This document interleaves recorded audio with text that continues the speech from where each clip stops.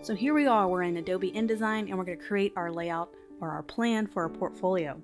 So you can see I've already kind of started sketching this out a little bit. You're going to want to have to figure out how many total projects you want to have in your portfolio. I've decided to have 3 that Lillian Hernandez is going to feature, and we're going to do a little bit more of a detailed overview of each project. So that's why I'm only sticking to 3. I'm thinking overall I might commit 3 total pages to each project, although not every project is going to need all 3, and some may need 4. So as long as I keep it within 10 pages or less, I'm going to feel pretty happy. If I go over 12 pages, I just need to make sure those 2 extra pages I added are worth it. Is it really needed to have those 2 pages? If so, you can go beyond 10, but only if you feel like it really adds to the descriptions and extra images you're able to have for your projects. So first things first, we can lay out all these different things once we get an idea and we gather all of our project images together. I went ahead and did this. I have all of our projects. I have the 3 projects and different folders for each one. And I need to figure out, I have way more photos than I need to present. If I presented all of these photos, I think it would overwhelm the client. So a lot of times you need to write your project descriptions to know what photos you need to incorporate and how many you need to incorporate. So we're going to do that. We're going to write our project descriptions, and once we have our project descriptions, we can do our basic layout and then start popping in those photos and really figuring out the design and layout side of things. So we're going to switch gears a little bit away from InDesign. I'm just going to go to Word. And I'm creating a little bit of a plan, and you can download this as a downloadable resource so you can be able to read these bios and read the project description, so you can get an idea of how I've written mine for Lillian, but it can be very different depending on what kind of work you do. If you're an illustrator, your descriptions might be a lot shorter. If you're a UX UI designer, you might have very long descriptions. So for Lillian, she's a graphic designer, so that's kind of the example I'm using. So this is project 1. We have, of course, you need a title, and you want to go ahead and just, instead of saying what the project name is, go ahead and be a little more descriptive. So for this, it's a branding project. So for this case, it's Elemental, logo development, brand creation, and extension. So I'm pretty much saying what the company name is and all the major things that I did for them. And so the headline can be anything you feel like can further describe the project. In this case, I'm using a client testimonial because I feel like that's going to have a little bit of a higher impact when viewed on that first page that we're going to develop. So in this case, it's working with Lillian has been a pure joy. I thought that was a really great testimonial to use. So you can see this is the total description. It's not super long. It's not super short either. And so instead of putting the description all on the front page, we are going to dole this out in little small snippets throughout the 3 pages I'm dedicating to this project. So I'm going to put the first couple of lines on maybe the first page as an introduction, and then as I describe the project, I have different project images. I'll go to another page and put a little bit of a explanation for each photo. So you don't have one big block of text. You're kind of slowly letting them read the description as they move through your project. So after you spent some time writing your descriptions for each project, I'm going to go ahead and do the first project first so we can see what that looks like so we can start to work on the other projects. So this is kind of the first page is obviously going to be your front cover. It's going to be your splash page. It's going to be your hero image. It may be one image that is your favorite that you feel like really captures your skill set. Have it on the front to sell, or it could be a collage of just maybe a couple of hand-selected images. We're going to do that after we do the first project. We're just going to kind of put some placeholders. We're going to put that there. We're also going to put a logo. As we start to develop our other project layouts, we're going to be thinking of what that hero image is going to be for the front. What is going to be that big image that I feel like is going to capture the client's attention to move on. And so after we do a couple of pages, I think we might start to get ideas for that. So we're going to come and visit that front page, but I have it already planned out. I already have the first page dedicated to that. I already have the next 3 pages dedicated to our client project. So right now I'm going to continually take a look at some of these layout ideas. This is a downloadable resource from the last lesson.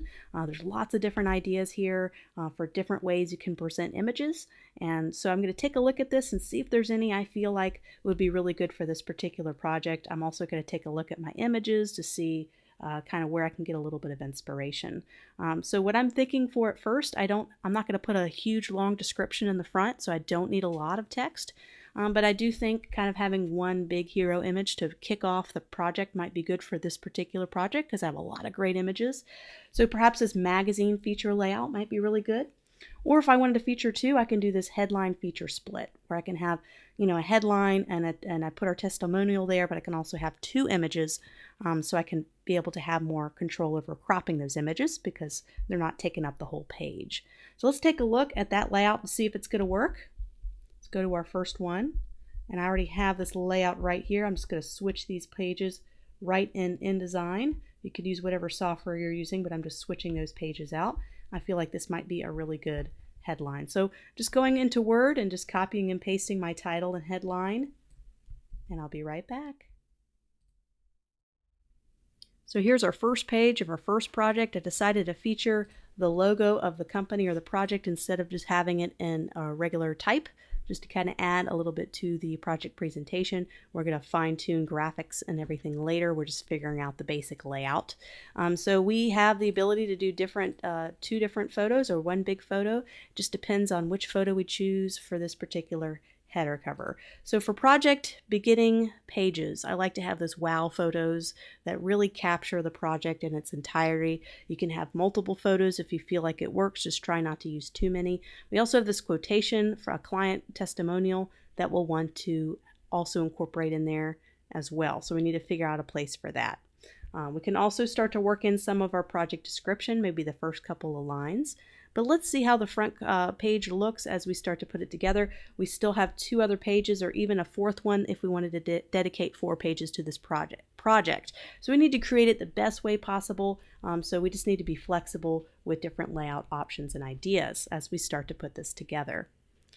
So I'm going to go ahead and open up my project. We have several different project images we can use kind of as our wow first page image. And I already have a few in my mind that I want to kind of pick out.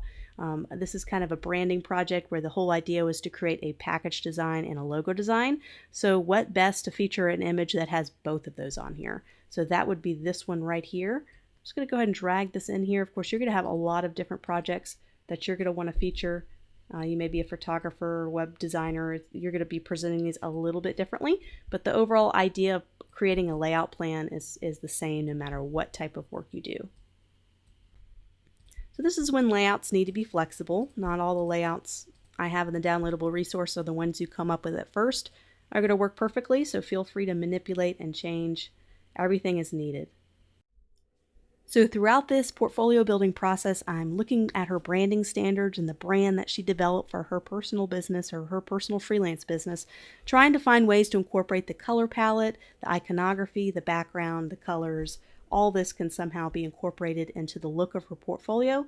So you can see I've adapted some of that blue, light blue greenish color to the portfolio as well. So I'm just thinking about that as I develop these pages. So continuing to figure out what looks best for this first page in terms of our layout plan. And I'm also realizing that if I want to have a description and a title and the name of the project, it's starting to get pretty heavy. And there's a lot of things going on. So there's some things we can do to improve that.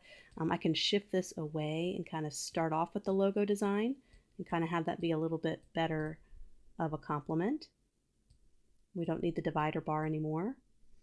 I can also do the quote. So right now I'm starting with the description, and so maybe since there's a lot already going on, I may decide to not do the description and wait till the second page. So we can move that off to the side. Also have a working quote. If this is a real project, you could do quotes.